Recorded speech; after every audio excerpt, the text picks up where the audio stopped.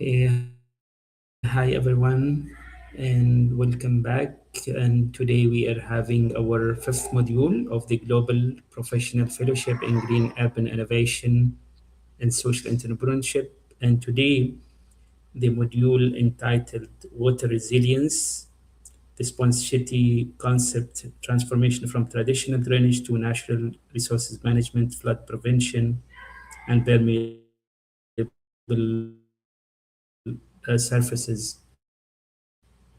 And as usual, this module, as part of the fellowship activity, the Global Green Chamber of Commerce, and the Environmental Awareness Initiative, the Kingdom of Saudi Arabia. So now I'm inviting Ms.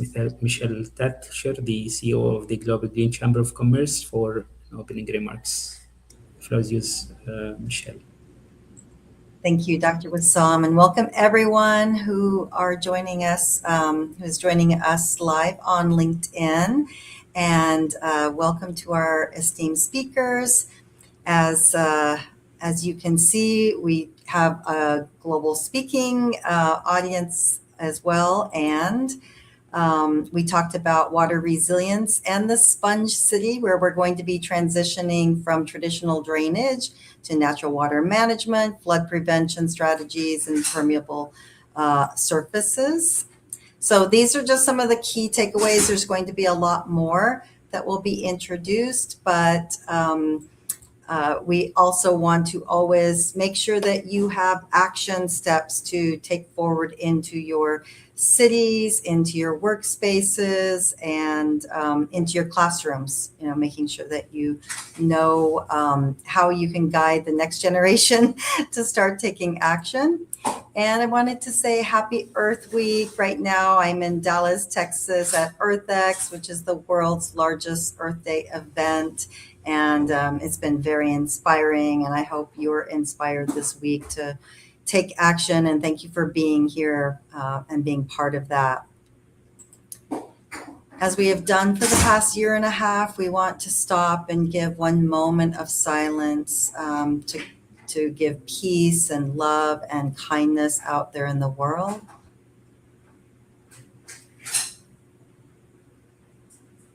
And we'll take that and extend it to give strength to our speakers today so they may guide you and guide us all in this next step of taking sustainability action.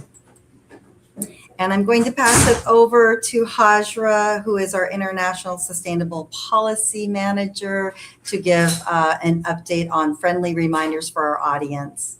Hajra. Thank you so much, Michelle. Hi, everyone. Today, as our speakers give their presentations, we encourage your participation in our LinkedIn comments.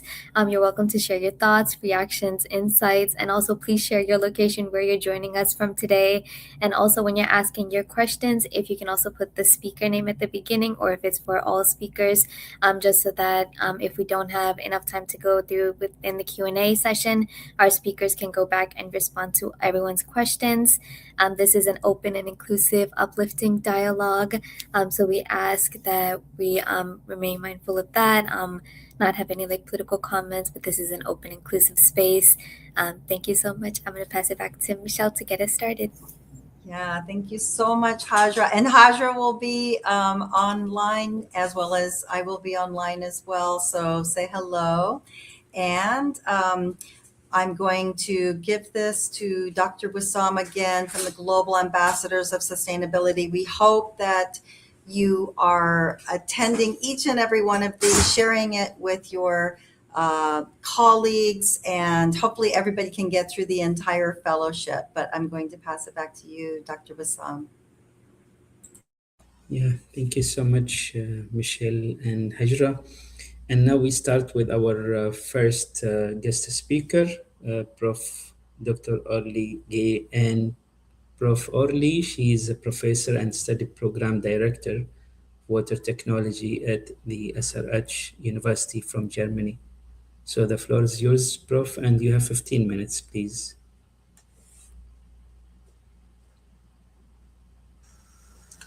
Thank you very much. And yeah, welcome everyone everyone. Thanks also to you to give us the opportunity to share our knowledge here in the field. As Michelle started about the Earth Week, I have been in the field on the floor with my students in the morning in the sun, and now going back to giving online lecture on the topic. So both, I think, mainly when working with water and important. And the topic of water resilience, the sponge city concept, this is what I want to share with you, some of what we have done here. At the beginning, I always start that also when we focus today here on the topic of water, of course, there are a lot of interconnections between the climate, which is also one main topic why we are doing this concept of sponge city, the topic of energy, land, but also some socio-economic dimensions, so that we just with all our solution, which we focusing in the sustainability way, but also now talking about water, we should not forget all the other topics which we have here in the world. Then when talking about sustainable water resource management, we all know we have an increasing demand for food, but also we have a lot of topics with environmental conditions. Coming to the topic of the climate, we have increased extreme weather events, which have an impact on our water resources, on the quality, and everything is getting more important. So gaining the knowledge is getting more important, but also to, let's say, think about adaptation, mitigation in these areas as short-term factors for reaching climate resiliency, to establish a relationship with our water as one of the most essential resources for our daily life, and to have a future strategy. As you see here also, that the topic of urban heat island effect is coming then into the direction already to the topic of a sponge city.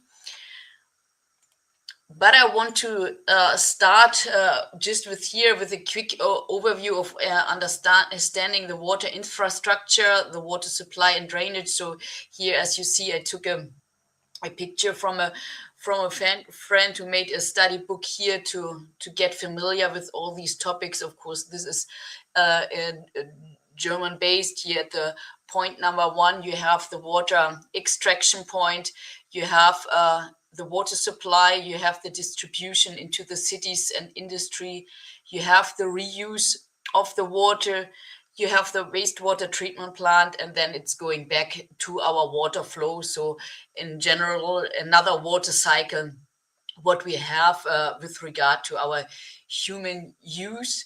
And here I want to focus or give already the introduction. As you might see here, there's number 5, an old city, and then here you have with number 6, so-called sponge city, which I would like to guide you now into. Here, just these topics, once again, a bit more detailed, that we also see here already some differentiation, what is here coming.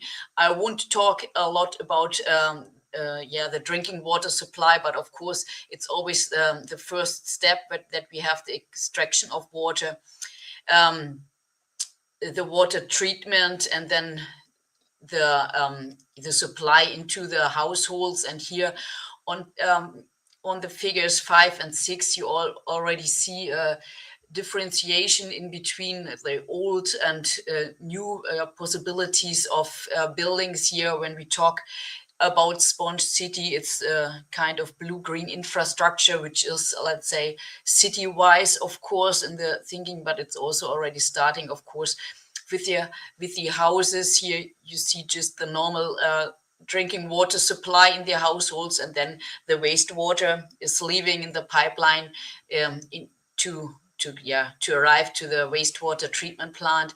When we have a new building, there might be possibilities for alternative sanitation systems, but one key point is, of course, also to reuse the rainwater. Could it be for, let's say, irrigation? Could it be also here in that case for flushing the toilet, but also to save it, and that it is used for recharging our groundwater aquifers, and not leaving as in the first or in the fifth picture with the wastewater to the wastewater treatment plant, but to directly have and handle the water where it is. Sorry. um, then coming here, you see it's number 8 is then the sponge city. So where you have a lot of houses like that, you see there are a lot of space where you can store the water and then use when it's needed. It can directly get into the groundwater aquifers. And here also, when you have, or when you're after the wastewater treatment plant, so I won't go into detail now into the topic of wastewater treatment plant, but then here on the picture 11, you can also reuse the clean treated water, for example, for irrigation, or as you see here, or for filling up this aquifers. So this is just also to give the introduction of how it is, but also to have a bit view into the future, how these areas can be used with the sponge city concept. What you see here, even that the words are in German, I think it's quite clean due to the colors, that all what is blue is linked to water, all what is green is linked to greening, to green the areas that mainly have, that you have better saving on of the water in case of flooding, but also that you store the water for later reuse. In terms of cities, of course, you have the impact by this greening to have more shadow, to have cooling of the cities, and to also have higher biodiversity. Next to the topic of water, you have, let's say, the recharge of your groundwater aquifers. You can store your water, so just, let's say, using the rain, save it there, but also be equipped for extreme weather events. Could it be a drought, that you have is still accessed from stored water, but also have the area in terms of flooding. That was, let's say, more yes, this German example, also about all our water supply and wastewater treatment, but also the International Water Agency also have these principles for water conscious cities. So it's not, let's say, it's now all over the world coming. That's also why we are having it here as one of the modules, focusing on this topic, to have a water sensitive urban development concept, to have, let's say, work in the field of the cities in the catchment area, but also to get mainly the topic of water, to be water conscious in the community. That is, of course, also quite important. If you have more knowledge about it, you also your actions are, of course, also in a way that you can handle that in a better way. So that is here also the area. Then I would just like to give one example, which we have here in Heidelberg, the city where I'm not where I'm from. I'm from north of Germany originally, but where I'm now currently living. It's here on the picture. You see the city of Heidelberg, and close to the main train station, there is built a complete new area, which you also see here is quite green. It's an area also where they took a lot of impact for the heat transfer. So with the houses in this building area, that it's not mainly our focus, but also from the energy topics, they made a lot of efforts there. But also with terms of blue-green city approach, you see here a lot of green rooftops. Not that there are a lot of greenings, but that they have, let's say, that is some years ago, but that they can also store the water there. And also in between, you see a lot of greening scenery there. Also, this picture's taken in winter time, so now it looks a bit more green as there are no leaves on the trees. But I hope you still see that it's also greening. But there's also, let's say, the water in the city, that it can also, let's say, directly leaching into the groundwater. And you have the retention volume in this open water surface. And in addition, you also have all that, where, let's say, the rainwater, which is then collected and going there, so that it's directly also stored and worked on directly on site, and not, let's say, if you have the separate pipelines, if you have one pipeline for wastewater and rainwater, you also need to handle all this amount in the wastewater treatment plant, which might come to problems. So that is just one current example, as it's a quite old area, a new area which was constructed in our city, and just wanted to also to share one example here from Germany. But of course, there are a lot of good examples worldwide. We often do with our students, the collection of best case examples, but also, of course, the worst case example. But we all know that there are also worldwide a lot. But that is here one example. And this is also what I would like now, just quickly, let's say, that we also have a collection afterwards, that you can just screen the QR code, or go to this link, and just if you have a best practice example, to just put on a note on the map, that if we want to, or if we, let's say, are somewhere in the world, or we want to look at some best practice, that we also can collect them here. We do not have the time to share all examples which we have, but as every one of us knowing something, it might be good that we can also share it here. So I don't know, I think I put the link now in the wrong chat, but maybe someone can also put it here in the chat. Then if you do not need to scan the code, but can directly link it, and then just, let's say, you can also do it later on. But that was also my idea, that we have a collection of these different best practice examples, as we have too many. And it's good to share, as every one of us has these examples. So sorry that I always doing one step ahead with the clicking. So that is also just coming back to this example, blue-green infrastructure. So we have a challenge in the cities due to our urban climate change. This is there are different topics. Green roofs are a way to improve the city.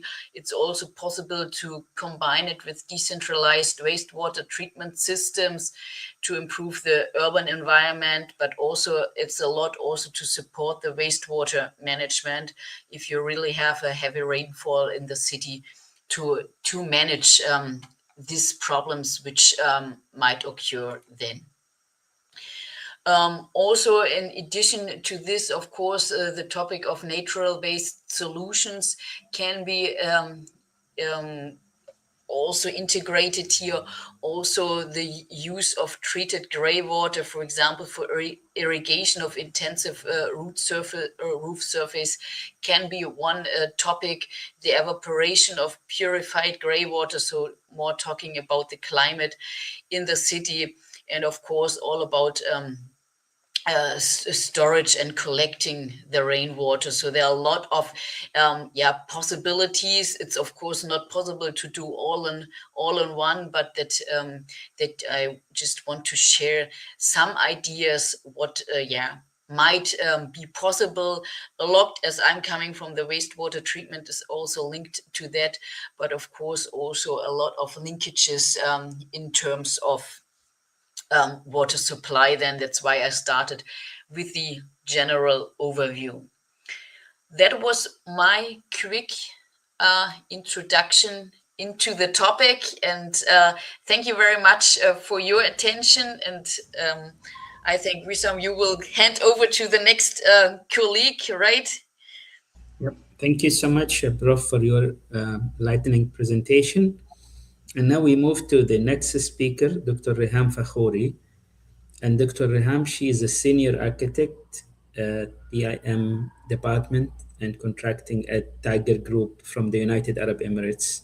So the floor is yours, Dr. Reham, and you have 15 minutes, please.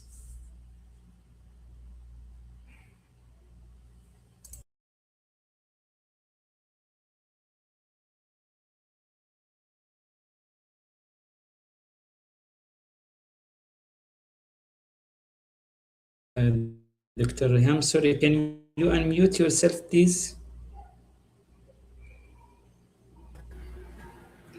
Yes. Hi, everyone. I want to thank Dr. Wissam and Ms. Michelle Thatcher for this invitation to speak at this event. This module explores the critical value of water as it's extremely limited. Despite covering most of the planet, only 2% of the water can be used directly. Meanwhile, global demand for water is accelerating at more than twice the pace of population growth. As you can see from the image, as per Sustainable Development Goals, the sixth goal, which is clean water and sanitation, this goal directly addresses the challenge, noting that water scarcity already affects over 40% of people worldwide. And because of that comes the concept of a sponge city. The sponge city concept reimagines cities as absorbent, nature-based systems that capture, store, filter, and then reusing the rainwater for other purposes. To achieve that, there are strategies for sustainable urban drainage systems called SUDS. These strategies replicate natural hydrology to slow, store, infiltrate, and clean rainwater for using it later, especially in hot climate areas. These strategies are essential to prevent rapid runoff. Runoff means when the rain is coming, all the water is directly going to sewerage system and then retain and store water where it falls. Also enhance infiltration and maximize the use of every drop, especially in hot, arid areas. There are so many strategies. I will talk about all these strategies. The first strategy is rainwater harvesting. This is the most common strategy. This is the active collection and distribution of rainwater, which rather than going to sewerage system, is going into daily life, and typically it is collected from rooftops and then reservoir into special tanks with filtration so it can be used. Once the water is purified, it can be used for cultivation, gardening, toilet flushing, and other domestic use. Of course, it is not potable. It's not used for drinking purposes. So it's just for domestic use. We have later, this is the second strategy, soakways. It's a buried drainage feature which seeks to manage surface water on the side and infiltrate it into the ground. It requires excavation where a huge amount of formal structure, as you can see from the images, we have formal structures, we have also geocells, attenuation storage that can be used. And of course, all is insulated. And this water also can be used for other purposes, domestic or even something related to industrial purposes and also commercial. These strategies, starting from now, I'm talking about strategies that allowing natural percolation to groundwater. And this is commonly used in landscaping and in urban design. And this is in large scale. So swales are shallow vegetated open channels. These are runoff areas that collect water and then allow it to drain slowly into the substratum. Usually it comes in a linear shape near major roads and huge streets. Filter strips is another strategy. These are mini trenches that are filled with granular material like gravel. It can be covered with gravel, and also it can be covered with different types of softscape. They allow surface water to run off and filter through into the ground below. The gravel allows for some runoff capacity to be retained. This strategy is more artificial, just to create aesthetic landscape features. Another strategy is infiltration basins. This is mainly made strategy, and it's basically larger areas that are covered in vegetation, native planting or adaptive planting, and sometimes covered with just gravel. They allow slowly dissipate of the water into the ground. Of course, also we have permeable surfaces. It's everywhere, these permeable surfaces, because it's economically. These allow water to seep into the ground via gaps, voids, or the porosity of the manufacturer product itself. And it's basically a porous surfaces. We have 4 types of porous surfaces, and it's everywhere. The first and the most common one is porous block paving. This is the basic interlock. The joints between the block pavers are filled with a dry sand that is vibrated into the joint, and these joints allow water to percolate into the subsoil. The other one is permeable tarmac. This is a sustainable type of asphalt. This modern new technology allows water to drain through the surface of the tarmac and into the subsoil. As you can see, there are small opening or particles that allow water to come through to the subground. The third one is porous concrete. This is a little bit expensive, but it's manageable and it's used widely. And there is no fine concrete where only larger aggregates are used. And you can see from the image that it allows water to come completely from the surface to the ground. And this is usually used where huge areas of parking are used. And of course, the most economic material worldwide, gravel. It's everywhere. The voids, of course, between the aggregates allow water to percolate, and it's used. It provides an aesthetic feature. Also, it's the best material and the cheapest materials that can be used for that purpose. Filter drain, or we can name it French drains or a linear drainage system, also may be assisted by locating a perforated pipe. Perforated means a pipe is the pipe that has holes in the center of the gravel, surrounding with insulation or rubble filling, and it's usually there in city centers and in huge landscaping. Extended detention basins. These are also engineered basins designed to temporarily store storm water for several hours to several days. After storing this water, the sediment and pollutants settle before it can be used later, of course, for vegetation purposes and animal feed, of course. Reed beds. This technology is used in some countries where they used some plants to purify water, like maybe using rice, using tea, plants. So this is natural wastewater treatment system that clean water using layers of sand, gravel, and wetland plants. As you can see, we have two stages, stage A and stage B from the image, where water comes from wastewater and coming through stage A, where the roots of the plant through oxygen comes help and purify the water, and then come to stage B for another purification. Then the treated water is used, of course, for many uses, but of course, again, this is not a potable water, so it's not for drinking purposes.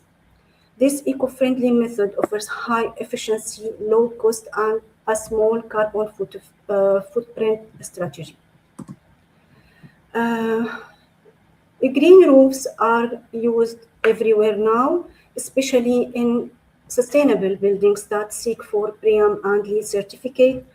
They reduce or eliminate water runoff, and they add insulation to the building during the winter months. They provide habitat for wildlife because there is, of course, plants. They reduce heat island effect in cities. They provide also sound insulation.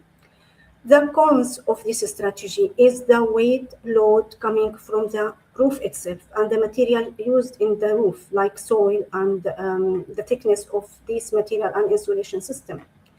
And this requires structural engineers to study these loads and taking it into consideration, especially in new design buildings. And we have usually in green roofs, we have two types of green roofs. We have intensive systems where deep soil is capable of growing shrubs and trees. And this is usually used in new developments and new buildings. And extensive systems, this is used for renovation because it's a thin layer of vegetation that can be used without making any extra load on the surface itself. And finally, we have blue roofs. This is common used in UAE, especially in roofs, big roofs like malls and also hospitals. They are designed to attenuate incident rainfall at roof level, and it includes something called geocells connected to each other. They provide a multi-directional free-flowing path of water into the corners and then collecting this water for other for using. It can be covered also. These blue roofs can be covered with a little or small thin layer of vegetation, or can be covered also with gravel, just gravel. Blue roofs manage rainfall by storing water with these small geocells. I will talk about the example of the United Arab Emirates. The United Arab Emirates has developed so many strategies of SADs, and last month we witnessed a very heavy rain water season, and according to the National Center of Meteorology, the UAE experienced its heaviest rainfall in 75 years, especially in Al Ain city, where it witnessed 255 millimeter falling in less than 24 hours. This is a historic record that caused widespread flooding across all the 7 Emirates. Of course, the UAE demonstrated strong resilience through a combination of engineered drainage, nature-based SADS elements, and rapid emergency water management. The United Arab Emirates has developed a suite of sustainable urban drainage system strategies tailored to its arid climate and hot areas, focusing on managing intense rainfall water and reducing pressure on urban drainage systems, especially in condensed cities like Sharjah and Dubai. I will talk about the two types of zones. I divided the areas into 2 zones, old developments and compacted areas. It's not old, it's just about the city center of the cities where it was the first built. The strategies used there is the emergency stormwater pumping and mobile attenuation. Municipalities, especially in Ajman, Sharjah, and Dubai, deployed thousands of vacuum tankers, mobile pumping stations for 24 hours, and temporary storage lagoons. Also, the UAE developed linear infiltration strips because the nature of the UAE cities are located on the west coast. So, six of the Emirates are located on west coast. So, the landscaping and the designing of the cities itself is linear. So, it suits linear infiltration strips everywhere, especially in Al Majaz waterfront infiltration edges. This is the image of Al Majaz garden, and it's in all the Emirates. You can see these types of landscaping all over its coast. So it barely causing any water accumulation in this area. Of course, when inside of the city centers where water cannot or the drainage system itself fail to collect all this water, we have also mobile pumping stations and thousands of vacuum tankers. For the new developments, there are permeable surfaces, swales, bioswales, and landscape channels, especially in modern and new cities like Dubai Hills, Yas Acres, usually in cities around the periphery cities, around the or modern cities, around the city centers. Of course, we have retention ponds to store water, detention basins, especially where rotaries are located. As you can see in the image, rotaries are used also to collect water and to create something like a small rain garden. And then we have also green roofs for absorption. We have so many buildings here in UAE having blue and green roofs, as I said before, especially in roofs that are huge like malls and hospitals. And of course, blue roofs everywhere. The smart city approach, supported by sustainable urban drainage strategies, offers a resilient model that reduces runoffs, prevent flooding, and restores natural water cycles. The UAE demonstrates how rainfall can be transformed from a flooding risk into a valuable resource for long-term sustainability. Thank you, everyone, and I'm waiting for your questions and happy to answer. Thank you I so think, much. Michelle, you can transfer to someone. Thank you so much, Okay. Dr. Reham, for this interesting presentation. Thank you. And now we move to the next speaker, Engineer Hasna Ashur. And Engineer Hasna, she is a smart irrigation and water management researchers from the Kingdom of Saudi Arabia. So the floor is yours, Engineer Hasna, and you have 15 minutes, please. Hello, everyone. Good afternoon. Actually, it's a profound honor to stand here today and to present Module 5, Water Resilience, water resilience, and the sponge city concept.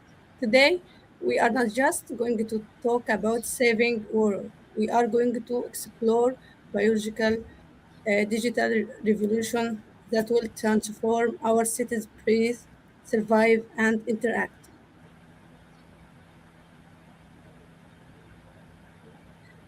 First, I will talk about the core philosophy, nature sensors. Let's start by looking at how we currently manage green spaces. We often search for innovation in laboratories and selections chips, trying to build the perfect sensors. But we forget that nature has already engineered the most sensors on Earth. I will talk about the root system. Roots are not just a structural issues, they are the plant's brain under the soil. We constantly sense moisture, nutrients, and environmental sensors. My philosophy is simple. We must stop forcing static, weather-based irrigation schedule on nature. Instead, we must build systems that actually listen to the biological signals of roots before we even see the first sign of yellow leaf. As you shown in this slide, next, the urban water scarcity. The reality of our modern cities is alarming. We are living in concrete jungles that are essentially non absorbent. We cover the earth with asphalt and concrete. When it rains, the water has nowhere to go, leading to flash floods. When it's dry, we pump massive amounts of water in the ground. But did you know that up to 60% of urban irrigation water is lost evaporation and inefficient runoff? This is just a waste of water. It's a failure of design. To build a truly resilient sponge city, we must move away from treating green spaces as more decoration and start seeing them as active, intelligent water managers.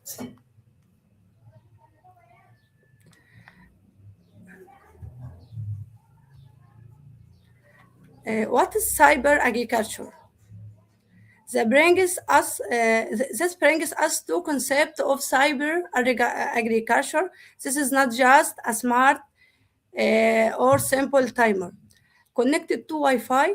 It's a socio-technical ecosystems where we bridge the gap between physiology and digital intelligence. By integrating biological data, the actual inputs from the plant with AI-driven IoT systems, we create a closed loop framework. In this system, the plant doesn't just receive water passively, it actually requests it. We are giving the plant a voice. We are giving the plant a voice in the smart city infrastructure, ensuring a perfect balance between technology and biology. Research core, research core, root zone dynamics. As a researcher, the core of my work lies in root systems architecture or RSA. Roots are incredibly dynamic. They actively navigate the soil in search of hydration, a process known as hydropatterning. By modeling these dynamics using non-invasive biological sensors, my research aims to detect pre-stress conditions. This means my system can identify that a tree or a sharp is going to be 30 hours or even days before it actually happens. This early warming system is the correct to true recession. Imagine being able to prevent a drought crisis in an urban forest before it occurs. Without wasting a single drop of water, we are moving from reactive.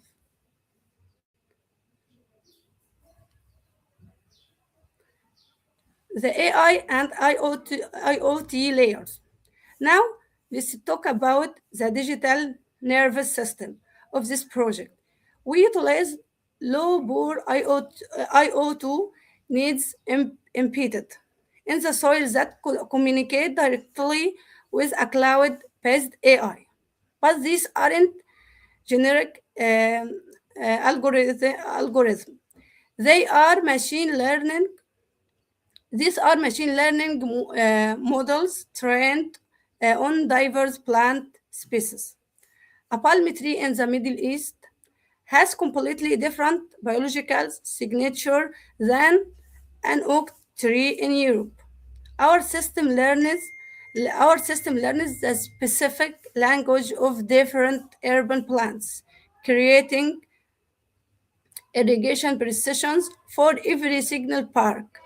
It adapts in real time too. Other slide. The sponge cities. So how does this fit into the sponge cities concept? A city only acts like a sponge if its soil healthy and has the propensity to absorb rains.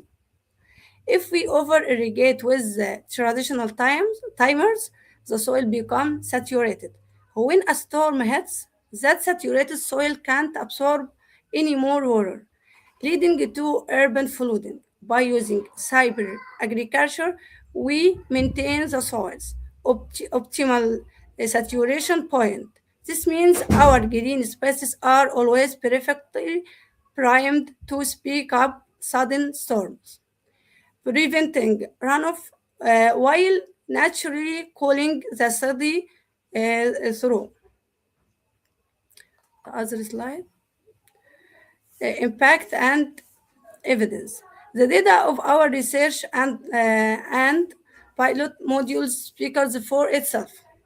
We have achieved up to 40%. This other slide.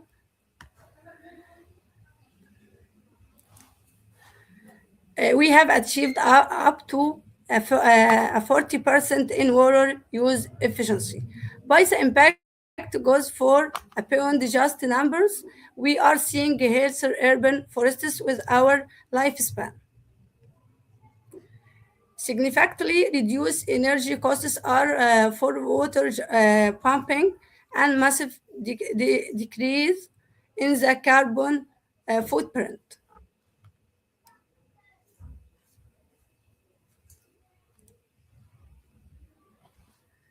We are standing at the threshold of new era.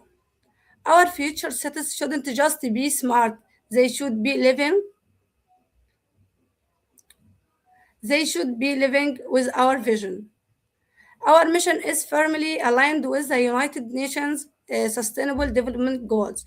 We are directly driving SDG 6 for clean water and sanitation by optimizing every drop of water we use. We are supporting SDG 11 by building cities that are not just smart, but generally sustainable and resilient. And we are talking direct climate action under SDG 13 by building a green infrastructure that can survive and thrive in an incredibly volatile global climate.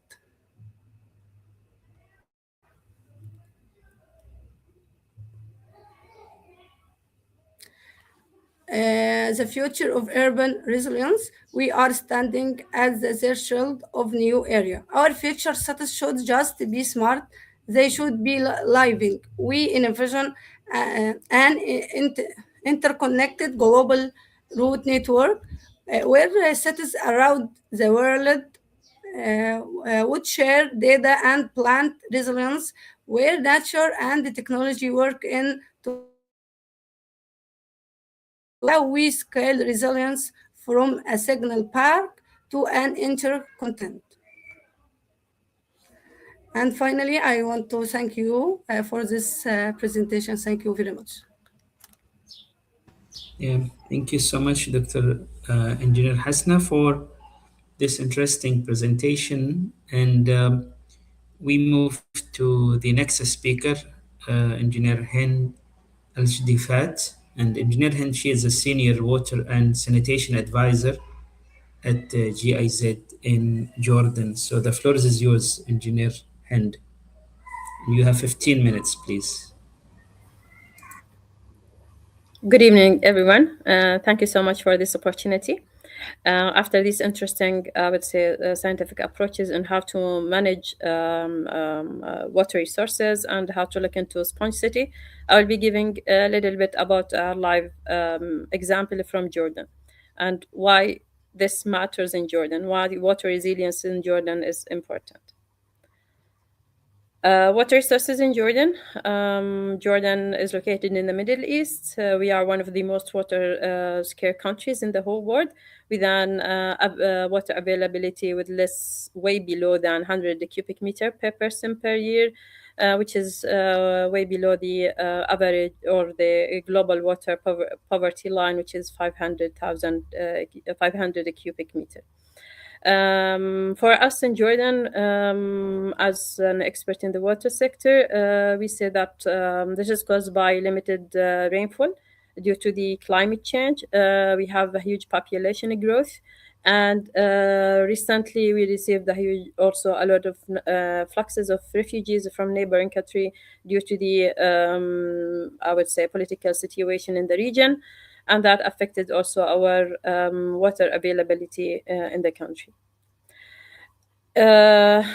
Jordan depends mainly on groundwater resources. So we have around 75% of our water resources coming from groundwater resources, with very limited surface water availability.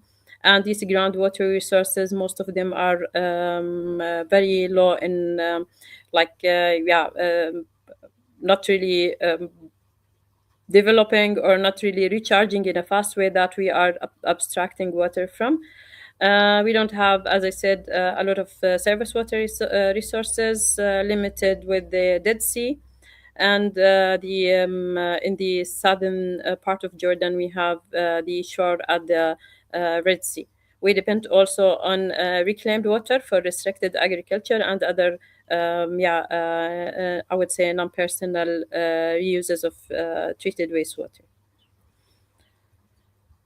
Yeah, shows us the renewable the groundwater resources with the safe yield and how this is developed. And we can see that mainly the blue part is the groundwater resources that the country depends on for most of their uses.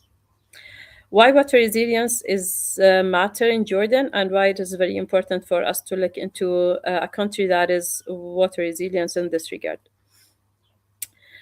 Since 3 years, Jordan faces a lot of climate change impact, I would say. And we can see from the rainfall level in Jordan since 2023 until 2026 that 2023 the season was around average, with around 145 millimeter annual precipitation, which is very low. The year after, we face a huge decline, also around 89 millimeter, which shows a clear decline in the rainfall season in that year. And it was very drought year in that regard. 25 also, we faced another drought year with very low precipitation, with a decrease around 15 to 54% from the normal average that the overall country receives. 2026, we received we received a very good year, I would say, when it comes to rainfall, and it's reached 70 to 100% of the seasonal as early as possible. But these rain were also coming due to the climate change as incident heavy rainfall at different part of the year, and hit most of the country in huge flooding events. The trend analysis of this of the season, I would say that 2023 to 2025, it shows a sharp decline. That means drought seasons for the country, where the government of Jordan had to also to look into options how to sustain its different sector from personal use into the industry, into the agriculture. 2026 shows partially recovery. As I said, it was irregular, concentrated in short period, which caused a lot of flood. The pattern usually are extreme events that affected the country, causing a huge floods event among different cities. Heavy rainfall, thunderstorms, rapid rise in water level, floods in the Jordan Valley and in the desert, and some station around the country recorded around 37 millimeter in single events, which caused huge impact on the infrastructure at these sites. Traditional drainage system in Jordan. This brings us to the actual, I would say, work in that regard, like looking into all these data and evaluating the country overall management system when it comes to sudden rain. I would climate change adaptation in that regard. The traditional drainage system in Jordan called as gray infrastructure. So we depend on pipe tunnels, concrete channels designed to drain water quickly and prevent local flooding events. The limitation of these systems are they get overload during heavy rain. They don't have any like a very little impact, I would say, on groundwater recharge. They are cause urban flooding downstreams where most of the cities are concentrated, and yeah, this is like we can see in the picture that how it affects most of the areas in Jordan because of these gray infrastructures. Transition gray into the green infrastructure. I'm talking from, I would say, a technical point of view. It's not. It's from practical project that was implemented.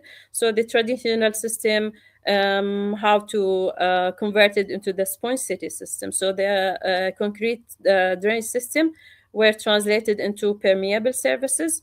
The fast runoff was translated into more water absorption infrastructure, the flood risk into the flood prevention, and the no reuse from the water that going through these events into the real water reuse. We can see from the picture here that one of the very important, I would say, a new city town in Jordan was developed in a way that it has all these traditional way translated into sponge city concepts. The case study, one of the most important sites were evaluated during UN Habitat project in Amman, or the capital of Jordan, was called as Zuhur Flood Mitigation Project. The urban flood reduction developed with the UN Habitat focused on capturing rainwater, slowing the runoff, reducing the impact of these flood events, reducing flood pressure on infrastructure, into houses, into also street, on the general infrastructure of this site. The key feature was that water collection and basin, vegetated areas, controlled drainage system. The impact was reduce the flooding risk in the surrounding neighborhoods around this area, which faced a huge floods during the last 3 years, where the water, the greater, I would say, the capital of Jordan faced during the last 3 years, and it improved the public space, also allowing for more green areas within the cities, the crowded cities in this regard. The project of the UN Habitat, the high flood risk was downtown Amman identified, as I said. This was not only from water management side, but was also from financial aspect, because when nature doing its magic, I would say, going to floods hitting the downtown, hitting these the market area, the government or the municipality responsible in that regard has to also compensate the people living there. They have to compensate the market area. So it was always defined as a hotspot that need to be managed. Floodwaters moved quickly toward low areas. The flood risk mapping confirmed that multiple zones are vulnerable zones in the downtown.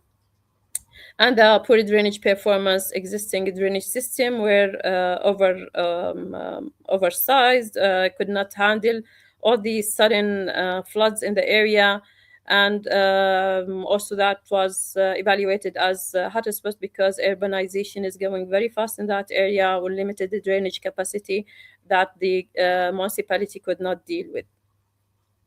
After the project implemented solution and result, by train areas, vegetated areas zone were implemented. This is how the structure started, where they developed the how they will by trains were designed. In addition to underground storage tank that could take to 2,500 cubic meter of water that could be used later on for vegetation, for the city, for the urban area, for the central, to improve the water supply in that area. After the project, it was identified that water was collected in a very efficient way, filtered, released slowly, that slowed the impact of floods in the downtown of Amman, and improved the overall situation. The implemented solution in this project by the UN, so flood risk was high before that, and it was improved or reduced to a great level after the project was implemented. Drainage system were expanded to take over, and it was planned and module to for 10 years flood events, and it was supported and improved. Water use was wasted, so what the water was going to not collected. Later on, by this project, the water was stored and reused later on in urban spaces, vegetation, more green areas, more water resilience in the this site. So it was nature-based flood management solution where water was reused, treated, more green areas, and the reduced of flood risk and all these aspects from social, economical, and financial related to flood management. After that, it was agreed that urban planning should be introduced in such cities, protected natural valleys, avoid building in flood zones, improved road drainage design, increase the green areas for the natural filtration of such events. The challenges is still in Jordan. This was introduced in the capital of Jordan, but the recent years showed us that flood is not only concentrated in urban areas, but also in the desert, where still budget constraint is forcing the government to how to deal with such flood management. Rainwater harvesting is still a topic being discussed. In cities, limited lands in the cities to introduce natural filtration. As I said at the beginning, rapid urban growth, rapid growth in the from refugee side, from natural birth, is increasing the pressure on the government to deal with climate change and flood management, and the recent climate variability from very drought year into extreme weather condition in the following years. Future direction of the government: integrate flood management in all urban projects, expand rainwater harvesting to cover additional areas, use smart monitoring for flood event, flood sensors in areas where it was evaluated as hot areas for flood management, and also increase the community awareness in that regard. Thank you so much. Yeah, thank you so much, Engineer Hind, for this interesting sharings. And we move to the next speaker, and the next speaker is Prof. Dua Salman. And Prof. Dua, she's a professor of Hi, do economics, you and hear she's me? the dean. Sorry, Prof. Yeah. So Prof. Dua, she's the dean. She's a professor of economics, and she's the dean at MSA University in Egypt. So the floor is yours, Prof. Dua, and you have 15 minutes, please. If there is a voice here, you hear me? Do you hear me? Yes, we can hear you. Yes. I cannot hear you. I don't know why. I can't hear you. I don't know why.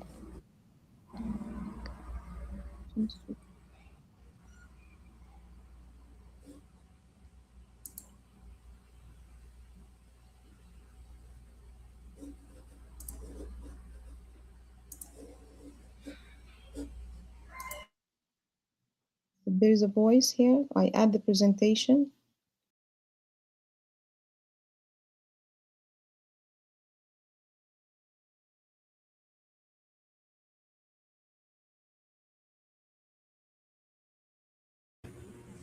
Hajra, was the Yeah. one of them that you did, was would that have been Professor? Yes. Which one was it? It says her name for the presentation. Oh, I think, is it this one? Yes. Okay, because I think, I don't know if she can't hear us, but I think, sorry, Michelle, I think she dropped the line. So no. I think maybe we utilize the time to start the Q&A session. And if she managed to come back, we can, me, I think she has some troubles. Yes, yeah, that sounds good. And so as we're heading into the, Voice is clear now? Yes, if we can hear you. Perfect, perfect. Yeah, okay. Okay, okay, So the perfect. floor is You, yours you, now, and you you have have 15 minutes, you have my please. slides. Yes, yes. Okay, I'm waiting for the slides. Okay. Okay, thank you so much for the invitation. I really appreciate the opportunity. And today we are going to have a green uh, presentation concerning green urban innovation and resilient entrepreneurship in the post-war. So this is a very important topic, and I'm trying to highlight this issue in the current situation and how the can entrepreneurs will can give an opportunity after the world will be ended. So this is a hope of the collaborations between different people across the Middle East. And I'm so happy about attending the presentation after the presentation of Jordan, because this presentation link on the previous one, and it will enhance the I'll link what I'm uh, try to highlight on, and I'm asking as an initiatives to collaborate. So this is for me as a very important presentation. So consequently, if we go for the second slide, we are trying to accelerate the climate vulnerability that exists post the conflict, and we try to make a reconstruction across the MENA region. So currently, the Middle East is warming at a twice the global average. So this is highlight that we are running so fast, and 60% of the populations, unfortunately, are suffering from water stress. So this is the very important issue, because since 2015, we are struggling and having a huge conflict in the MENA region, which destroy all the efforts of regenerating all the initiatives and all the activities that we're trying to build across the MENA region. So as we see that the conflict is destroying a lot of billions of people across different places in MENA region, over 40 million of the population now face post-conflict and climate hazards. So this is reflect negatively across the quality of life that the people are having across the MENA region.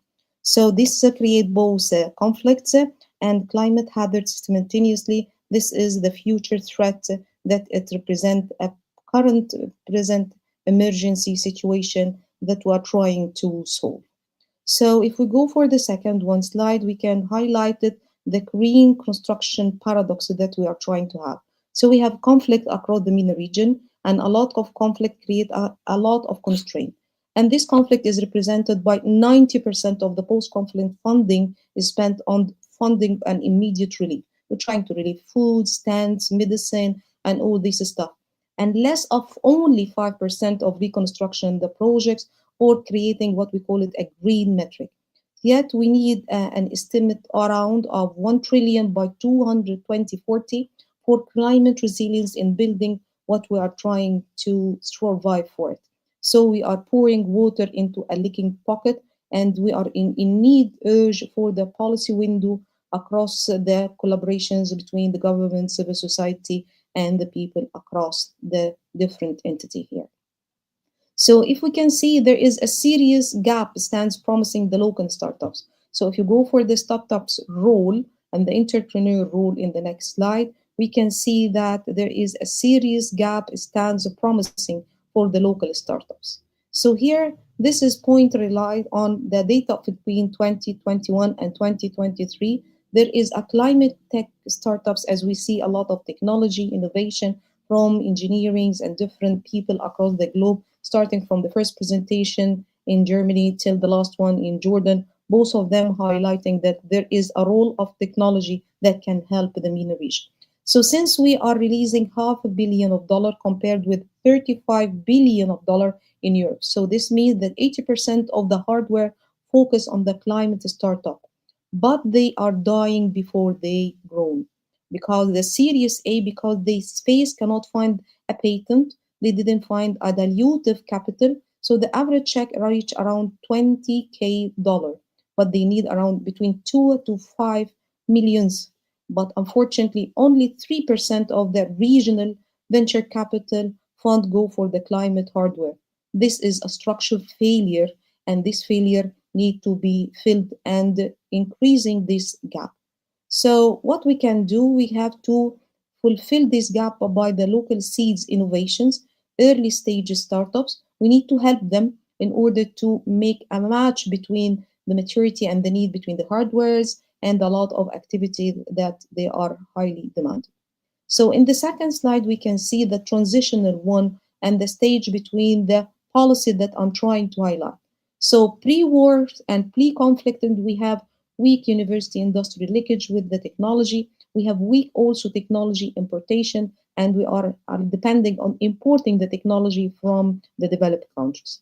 But also in addition to that, there is a lot of informal economic scale that hinder the growth.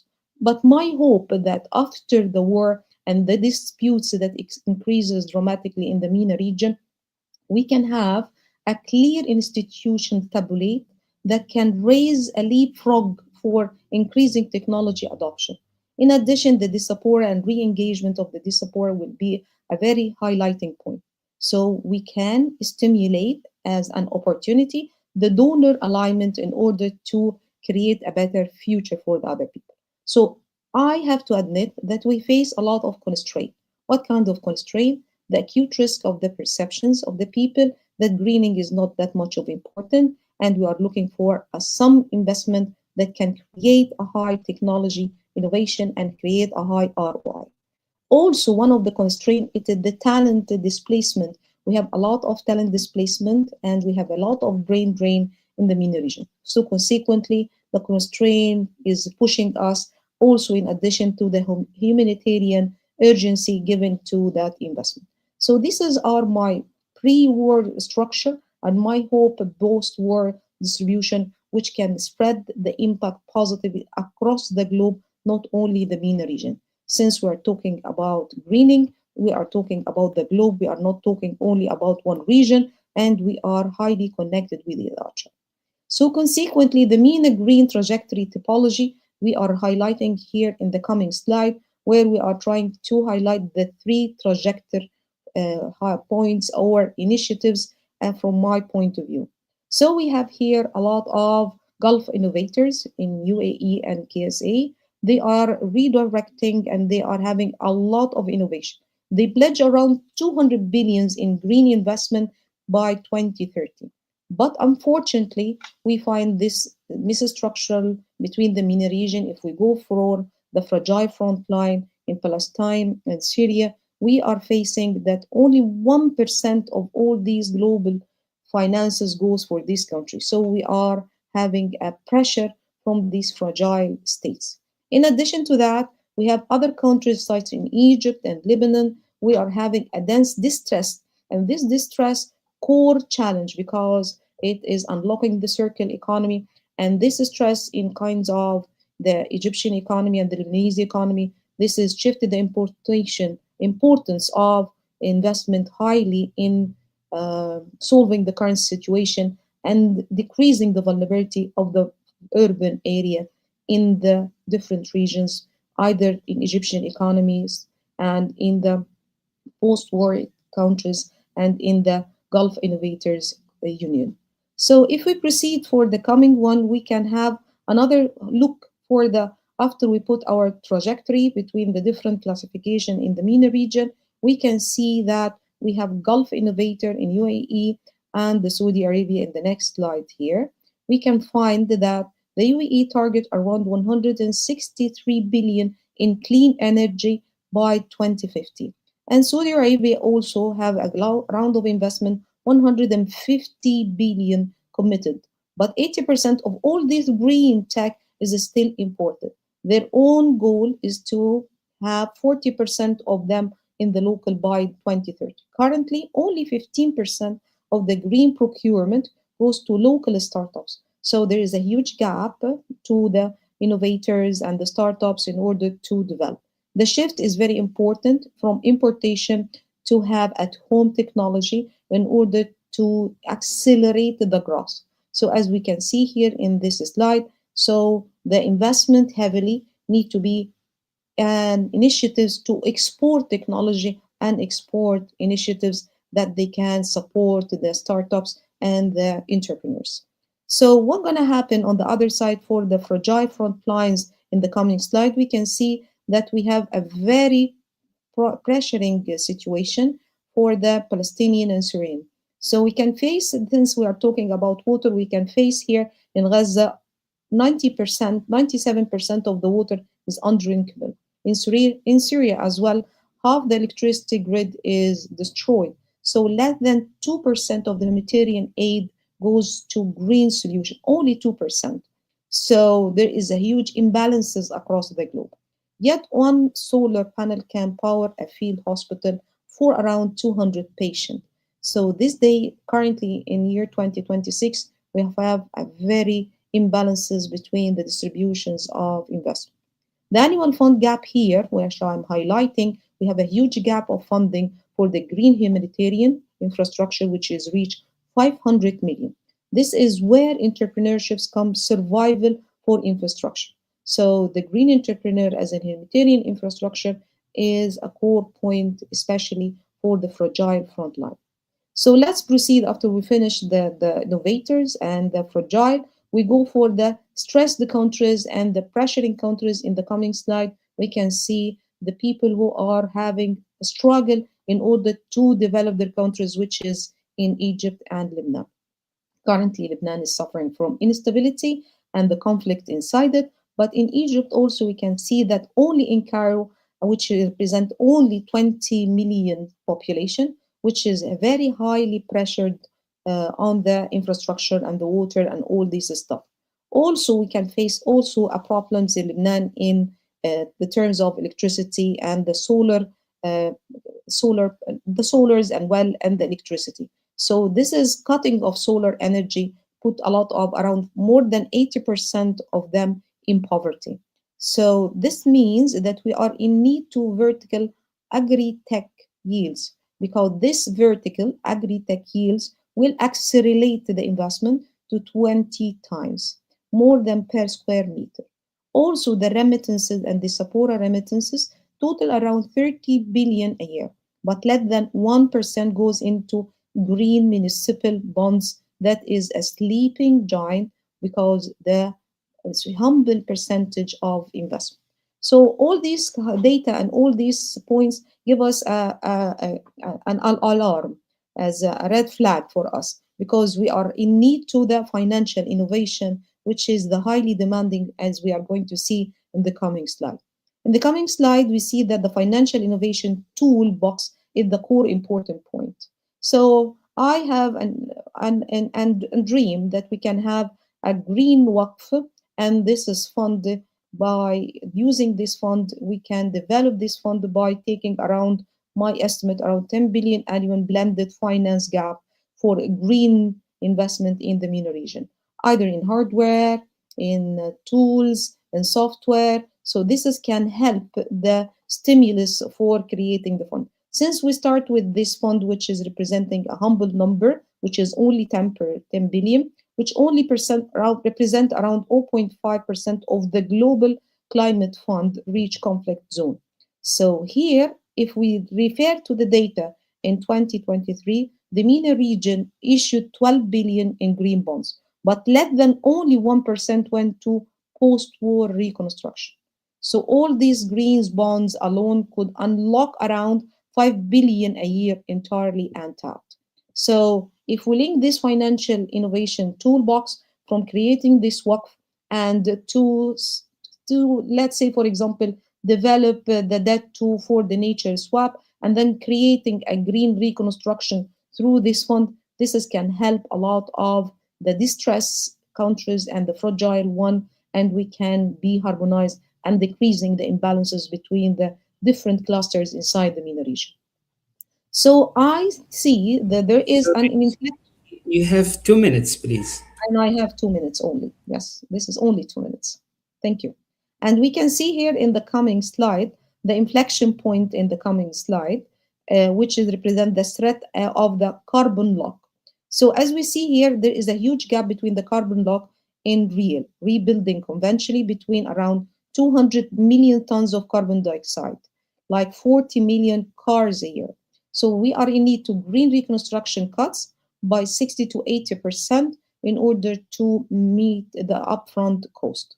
So we have a lot of initiatives from the NORWA for WFB together, which is around 8 million billions, around $8 billion annually. And this is only going to be directed 5% of them directed to the green metrics, which give us 400 millions a year for rebuilding all these rebuilding initiatives. And every 1 million in green aid creates around 15 to 20 local jobs compared to the conventional aid. So in the coming slide, we can see which slide highlighted the green shocks to the green shifts. So from green shocks, all these shocks we can conclude from this slide and from the presentation, if we create a sovereign fund which around 200 billions from different capital investors and redirect only 5%, which is around 10 billion for local sandbox, vertical agriculture and all this stuff, can create a green trust fund, emerging aid, and reach around 50 million people, and municipal circular economy represent 50 billion annually market by 2030. So here we can finalize our presentation by saying that we can, by this, identify around 500 local green entrepreneurs across different countries, and which can say we just need 85% say a lack of finance. We say that we have a lot of ideas and there is a lot of hope in the near future because only the technical solution is the solution for the entrepreneurs are ready to take the initiatives to solve all the problems. And thank you for inviting me. Yeah, thank you so much, Prof. Dua, for this very interesting presentation. And I would like to thank all the speakers. And now I'm inviting Michelle to moderate the Q&A session. Thank you, Dr. Bassam, and thank you so much to our speakers today. We have so many questions that came in, and I know we're not going to be able to get to all of them. So I just will ask for each of the speakers to look for your questions in the recording and answer them on the online after we're done. So the first question we have is for Dr. Yuli. And the question is from Dr. Indira Bunik, and she asks, the water in transition project uses AI to resolve water conflicts triggered by extreme weather. Can you walk us through a real scenario? What does an AI-driven early warning system for urban water stress look like? And if it's possible, if you can keep it around 1 minute. I know that's a big challenge. Yes, so I'm not an AI expert, but I also, let's say, I think everyone is now working in the field of AI, and I think it's mainly to use here for prediction, to get the pattern so that you're just, let's say, knowing earlier what is happening. I think that is the main issue where we can really use it, and that in terms of quantity, but also quality. I think that that is the main issue, that you know, okay, what to happen. And also, let's say, is there coming more, or will be there followed some, let's say, yeah, drier season, also to know, let's say, where the water is flowing. I think there's a lot which you can use with this, let's say, also machine learning. When you know what is happening, you know more exact what you can plan for the cities, as well as also we heard also a lot of agriculture. I think in both it can be very good used. Thank you so much. And our next question is from George Florin, and it's for Dr. Reham. And George asks, what are the primary considerations for retrofitting intensive systems on older existing buildings that weren't originally designed for the heavy load of deep soil and mature plants? Okay, for using intensive green roof, usually it requires thinking of the heavy load of the soil, the planting, and we should take into consideration three things. First, the safety of the structure itself, um, how the water is managed after, especially after heavy rainy season, and the regular maintenance of the roof itself. So, for the structure of the roof itself can be supported with other elements that can help in the structure of the roof itself. Also, lightweight materials can be used. We in sustainable example for cities that I have designed, we used something called Teram geotextile. They can contain soil, special types of soil that are lightweight, and then and can accumulate roots of the trees. Also, thinking also of insulation, thinking of lightweight insulation that is not also going to add weight on the roof itself.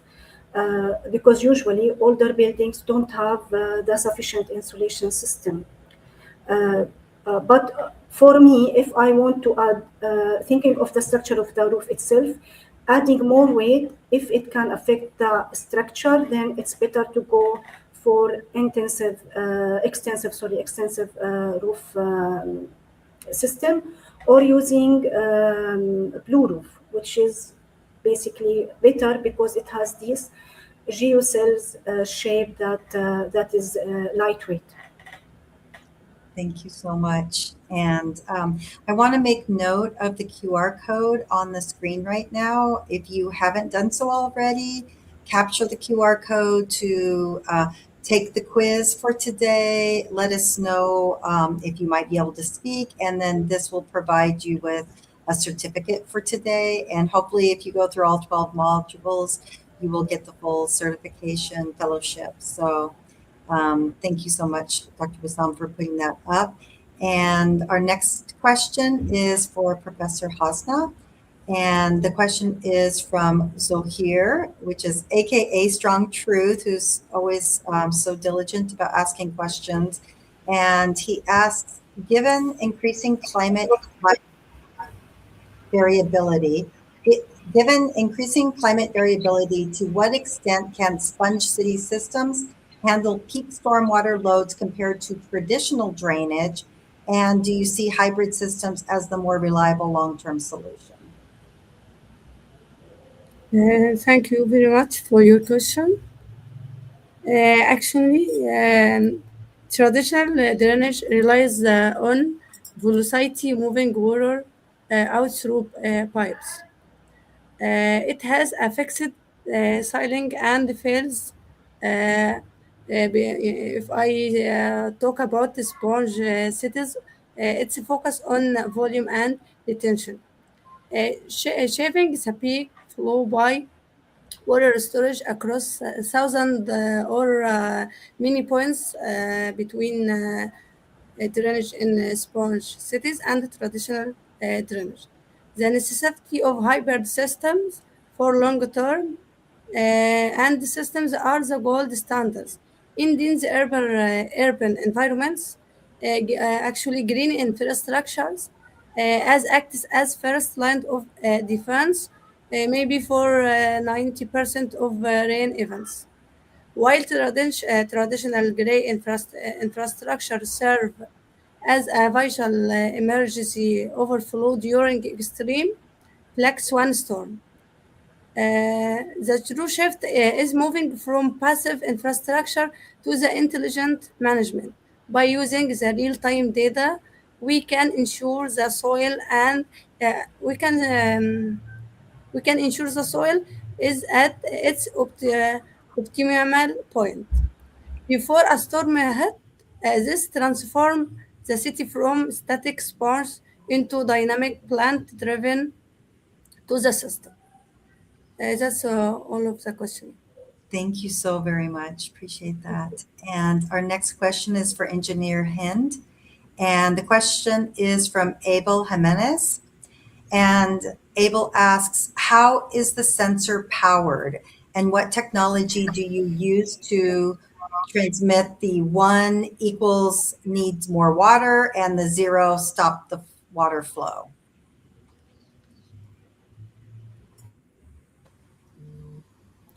Hi. For this flood management, the sensors were to anticipate the flood event. So it was like these sensors for flood leveling in the manholes in the cities to anticipate the flood according to the pressure. So they are digital sensors, and most of them were like they had solar panel and they are connected into the manhole to anticipate the flood into the sewer connection, but not really not the ones that anticipating the flood event itself. So solar paneled, and was it like a PLC program that ran the one transmit? Exactly. It is in Jordan. We use the SCADA system, so they are linked to the SCADA or ERP systems, and they anticipated the flood in the flood sewer connection itself. Wonderful. Thank you so much.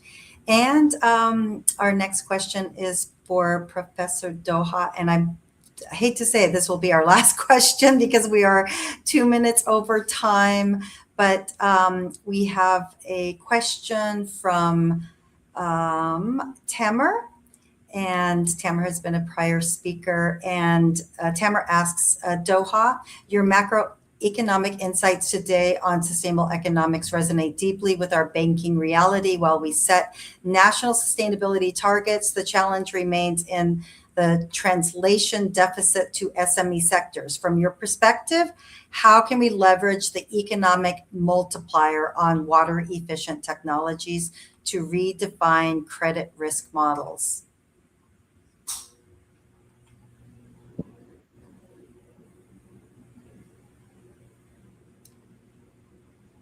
Professor Doha?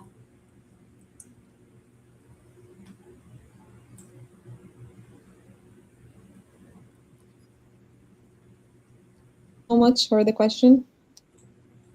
Oh, Hi. Okay. Go ahead. Thank you so much for the question, Tamir. Yes, it is very important to create a multiplier by creating incentives. So we have a lot of tools we can accelerate the impact financially by creating tax credits, for example, grant and rebates, fee reductions. So all these things will create an initiative for people to finance and to start the businesses, and it will be accelerated. The impact of the entrepreneurs for financing all the climate challenges is having a high power. Thank you. Thank you so much. And I also want to just acknowledge, I know we're out of time, but thank you everyone for sharing your location. Keep feeling free to share this with others. We've had some, I'm not going to read through all of the different countries that have put in their information, but I will just make note of 2 new ones that I haven't seen before. Malta, I think that's a new country that has joined us. Madagascar, I don't think we've seen Madagascar before. And maybe Romania as well. So I know it's such a global audience. So thank you very, very much. And thank you to our speakers and to our collective team who is out there, Hajra, who's with us in here today, but we also have Jane and Isa and our collective team who helps to promote. So thank you very much. And I'll pass it back to you, Dr. Bassam. Yeah, thank you so much, Michelle and the team. And yeah, as Michelle mentioned, so we have an audience from 38 countries. And again, thank you so much for the speakers, for the diverse topics, this interesting sharings from various countries, various scenarios. I think this is a very rich discussion for the audience as well. We can see that from the interactions. So thanks so much for the audience as well. And so next week we'll have a break from the fellowship program, but we will have a forum for the president of universities. We'll have two presidents, the president of Abu Dhabi University and the president and the vice chancellor of the University Putra Malaysia. And they will discuss their sustainability agenda. So that's going to be an interesting forum as well. And definitely we'll continue our program later on. So thank you so much and have a good time, everyone. Bye-bye. Right. Thank you. Thank Thank you. you. Thank you. Thank you so much. Bye, everyone. Bye. Thank you so much. It was a very rich presentations today. Thank you. Thank you all.